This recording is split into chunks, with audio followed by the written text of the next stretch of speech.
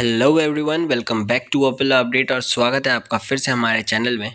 यार मैं सोच रहा था पहले मैं बी ट्रिपल ई के ऊपर वीडियो डालूं, पर कमेंट सेक्शन में इतनी रिक्वेस्ट आ रही थी कि मुझे पहले इंग्लिश वाली वीडियो बनानी पड़ी। या this video is for English for communication, जो कि आरजीपीवी के हमारे एग्जामिनेशन होने वाले हैं 2025 के अभी फेब मार्च में। उसके ऊपर ये वीडियो मैं बना रहा हूँ। क्या होता है कि बहुत सारे बच्चे ऐसे होते हैं जो कि आए होते हैं जिनका बहुत अच्छा इंग्लिश होता नहीं है फाउंडेशन, या फिर वो इंग्लिश मीडियम स्कूल से पढ़े नहीं होते हैं, बट इंग्लिश फॉर कम्युनिकेशन उनको बीइंग कमज़ोर इंग्लिश कमज़ोर सब्जेक्ट लगता है। बट यार बिल्कुल टेंशन लेने की ज़रूरत नहीं है। मैंने ऐसा बैकग्राउंड किया है कि सिर्फ इतना पढ़ लोगे तो आराम से out of 70 60 plus 65 plus marks score कर पाओगे।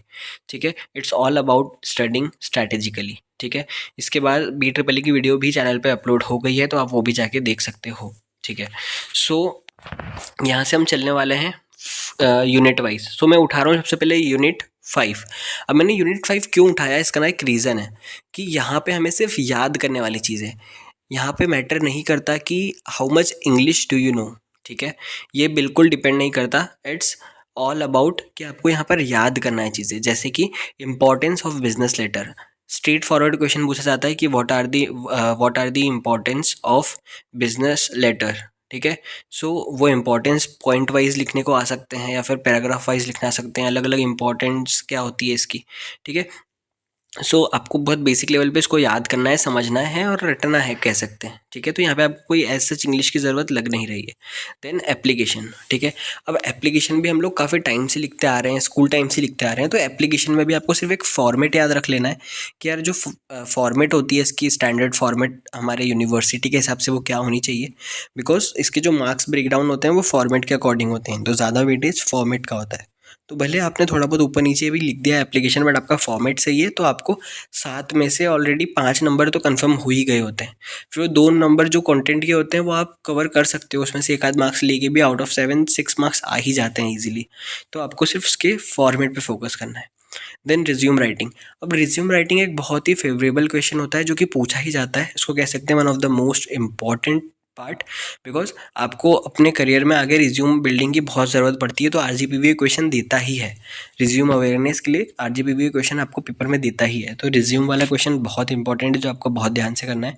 देन रिज्यूम राइटिंग के अंदर ही आपको कई टाइप और कई स्टाइल के रिज्यूम्स पढ़ने को मिलते हैं आपके सिलेबस में, जैसे full block style, half block style और ऐसे और भी कई हैं, तो आपको उनको भी बहुत ध्यान से पढ़ना है।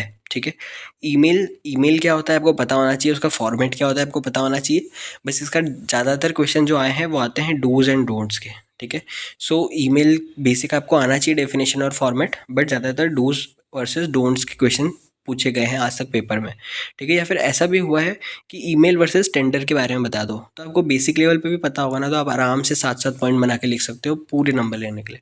देन टेंडर वर्सेस कोटेशन, तो कुल मिला के आपको ईमेल, टेंडर और कोटेशन के बारे में पढ़ना है। ठीक है, और इन तीनों को आप पढ़ के रट भी लोगे तो आराम से आप इसको लिख पाओगे, और इससे अच्छा खासा वेटेज आता है, तो उस अच्छे खासे वेटेज को आप इजीली कवर करके अच्छे मार्क्स ले सकते हो from this unit. Then third और फोर्थ यूनिट को मैंने मिक्स करके आराम से टॉपिक्स निकाल दिए। इसमें भी आपको सिर्फ याद करने वाली चीज़ है। ठीक है, अब इसमें क्या है, process and type of communication. बहुत सिंपल है, बस आप इमेजिन भी करोगे ना कि यार कम्युनिकेशन की प्रोसेस क्या होती है और उसके टाइप्स क्या होते हैं, तो आपको आराम से याद हो जाएंगे। Then 7 Cs of communication, most most most important. ये आपको सिर्फ अभी नहीं, आगे भी सेकेंड थर्ड ईयर में काम आने वाला है। ठीक है, 7 सीज ऑफ कम्युनिकेशन। आपको उसको ध्यान में रखना है 7 सीज ऑफ कम्युनिकेशन को, ये इंपॉर्टेंट है, इसको एक्सप्लेन करना आपको आना चाहिए। Then barriers for communication, again an important topic but most simple topic, तो इजीली आप इसको कवर कर सकते हैं। Basic terms related to non verbal communication. ठीक है, ऑक्यूलेसिस, काइनेसिस, ये सब हमने पढ़ रखी है ऑलरेडी हमारे सिलेबस के अंदर, और ये तो रटा भी गई होती है अब तक अगर हमने मिड सेम टेस्ट वगैरह दिया होता है तो। ये आपको अगेन यहाँ पे याद करने वाली चीज़ है। आपको यहाँ पे कुछ भी ऐसी डिपेंडेंसी नहीं है कि आपकी इंग्लिश कमजोरी की क्या है। आप अगर इसको याद कर भी लेते हैं, इसका फॉर्मेट देख लेते हैं, इसके आसपास का भी आंसर लिखते हैं, तो आपको नंबर मिल जाते हैं ठीक ठाक। फिर प्रिसाइज राइटिंग का हर बार एक क्वेश्चन देखने को मिला ही है पेपर में। ऐसा कोई भी पेपर आप प्रीवियस ईयर का नहीं उठा के देखोगे जिसके अंदर आपको ये क्वेश्चन ना मिले। ठीक है, अब प्रिसाइज राइटिंग में यहाँ पे थोड़ा सा गेम आ जाता है आपकी स्किल का, बिकॉज ये प्रैक्टिस करने से आती है, इसमें आपको कैसे प्रिसाइज करना है कंटेंट।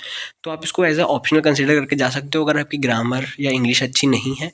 ठीक है, तो यहाँ उस केस में आपको दूसरी चीज़ें अच्छे से पढ़नी है, बट इसको आप ऑप्शनल बना के जा सकते हो। अगर आप ठीक ठाक भी प्रिसाइज कर लेते हो किसी को पैराग्राफ को, तो ये मार्क्स लेने का एक अच्छा ऑप्शन है।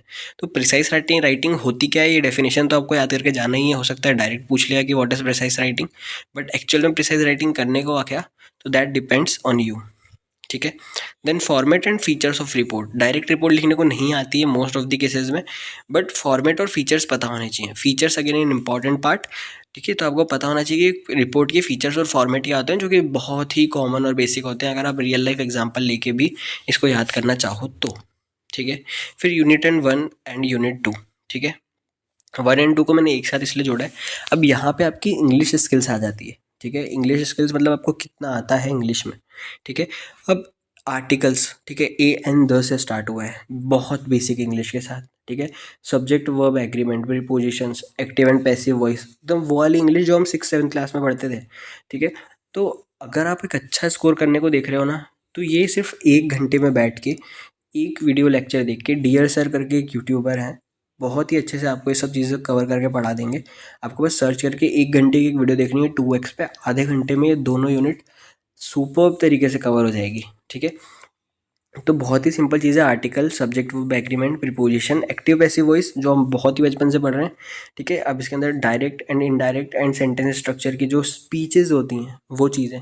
ठीक है, तो आपका यूनिट 1 बहुत ही ईजिली तरीके से कवर हो जाता है। ठीक है, अब यहाँ पे सारे क्वेश्चंस जो आते हैं वो ये नहीं लिखने के आते हैं कि आर्टिकल्स क्या होते हैं, सब्जेक्ट वर्ब एग्रीमेंट क्या होता है, नहीं।